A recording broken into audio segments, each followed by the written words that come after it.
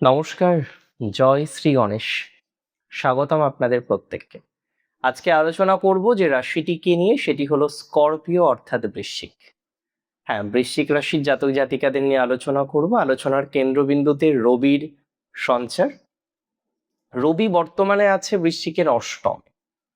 না, 8th house রবির জন্য কমফোর্টেবল প্লেস নয়। রবি 9th-এ যাবে কবে জানেন? 16ই জুলাই।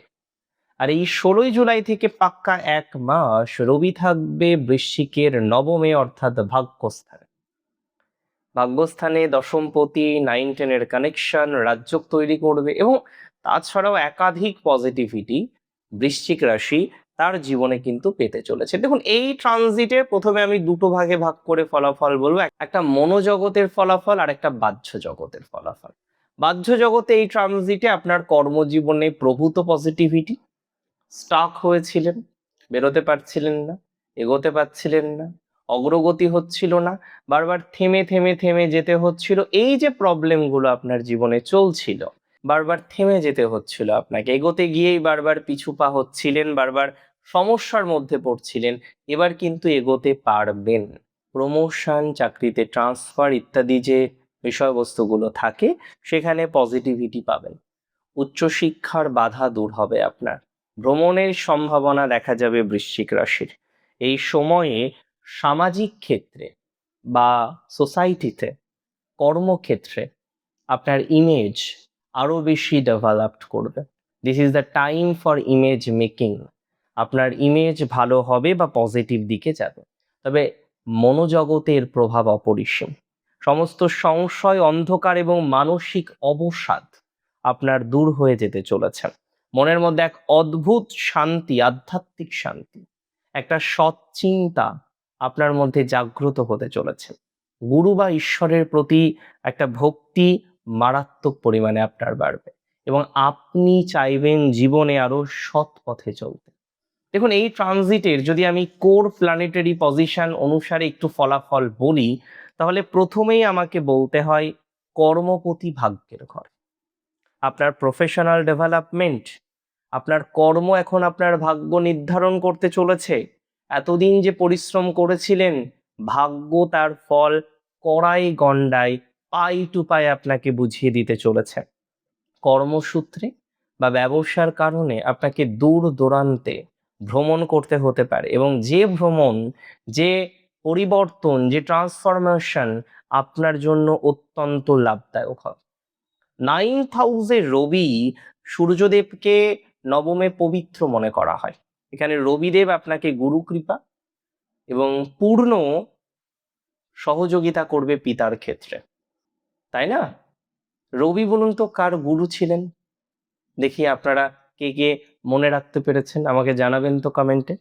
এবং পৈতৃক ব্যবসা যারা করেন, অনেক সময় দেখা যায় পরামর্শে সমস্যা হয়, সিদ্ধান্ত নিতে পারেন না, পৈতৃক ব্যবসা করব না চাকরি করব না নিজের ব্যবসা করবো, এরকম না অনেক কনফিউশন দেখবেন জীবনে আসে।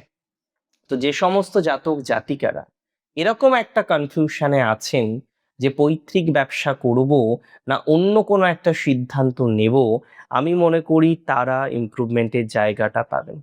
এই সময়ে সরকারি চাকরি বা বড় কোনো পদে আসীন হওয়ার জন্য একটা সুবর্ণ সুযোগ বা দারুণ সময়। নবমের রবি দৃষ্টি দেবে আপনার 3rd হাউসে, তৃতীয় ভাবে, অর্থাৎ পরাক্রম বাড়বে। ছোট ছোট ভাই বোনদের সাথে আপনার ডেভেলপমেন্ট হবে, তাদের সাথে বন্ডিং এর।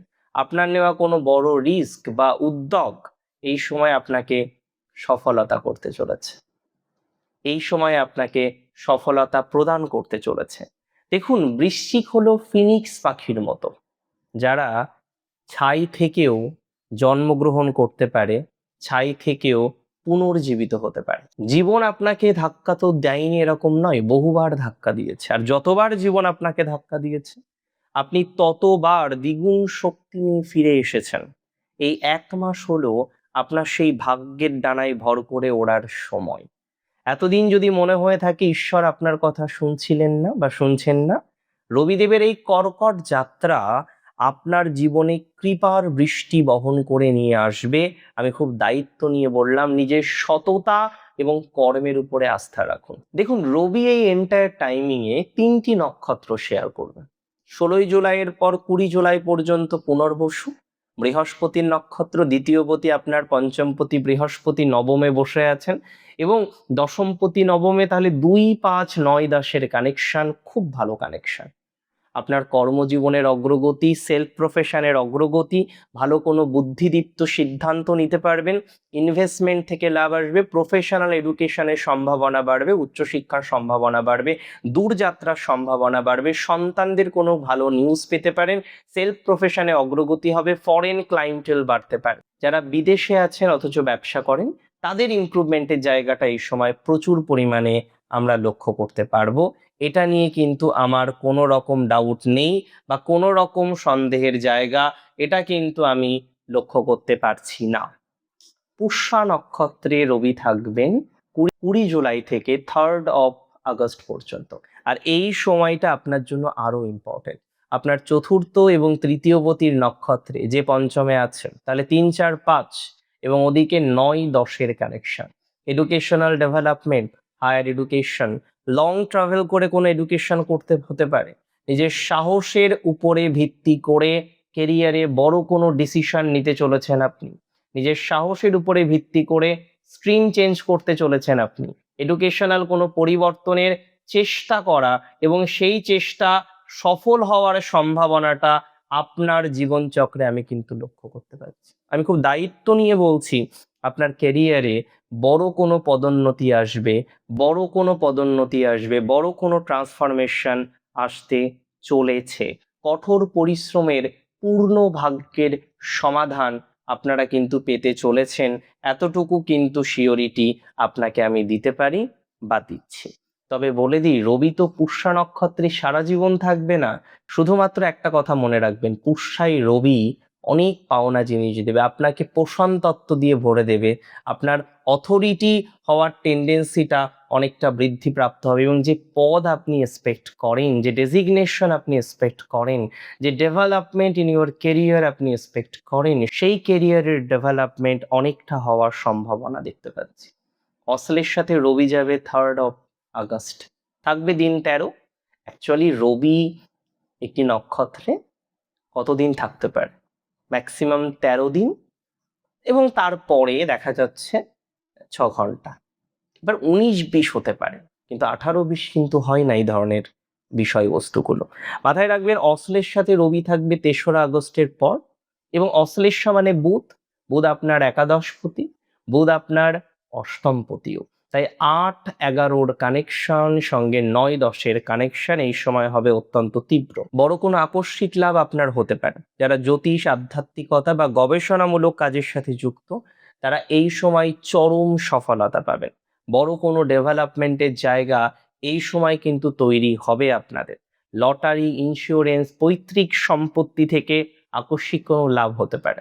তবে এই ট্রানজিটে অনেকের ফোর্স ট্রান্সফার হতে পারে, বিশেষ করে এডুকেশনাল ডিপার্টমেন্ট বা অন্য কোনো ডিপার্টমেন্টে একটা ফোর্স ট্রান্সফার হওয়ার সম্ভাবনাটা এই সময় কিন্তু একেবারেই উড়িয়ে দেওয়া যায় না। আমি প্রত্যেক ট্রানজিটে বলি যে একটু সচেতনতা রাখবেন, একটু সচেতনতায় যদি একটু বেশি ভালো থাকি তাহলে তো ক্ষতি কিছু নেই। এই সময়ে পিতার সাথে বা গুরুর সাথে, গুরুজনের সাথে আপনি তর্ক এড়িয়ে চলুন। আমি সব থেকে বেশি বুঝি বা ধর্ম মানি, এই মেন্টালিটি এই সময় রাখা যাবে না। নিজের পিতা, নিজের গুরু, নিজের শিক্ষক, কারোর সাথে এই সময় অযথা তর্কে জড়াবেন না প্লিজ।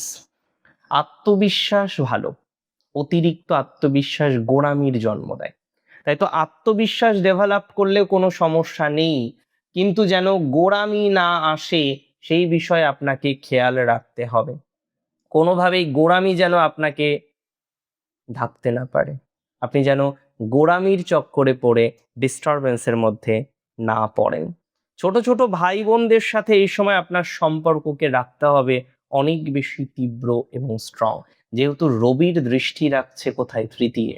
ইগো যেন না আসে। আপনি ভালো পারেন, আপনি ভালো ছেলে, পরিবারের আপনার ভালো একটা আলাদা মর্যাদা আছে, আপনি ভালো মেয়ে, সব আমরা জানি, কিন্তু ইগো যেন বাসা বাঁধতে না পারে আপনার সম্পর্কের মধ্যে।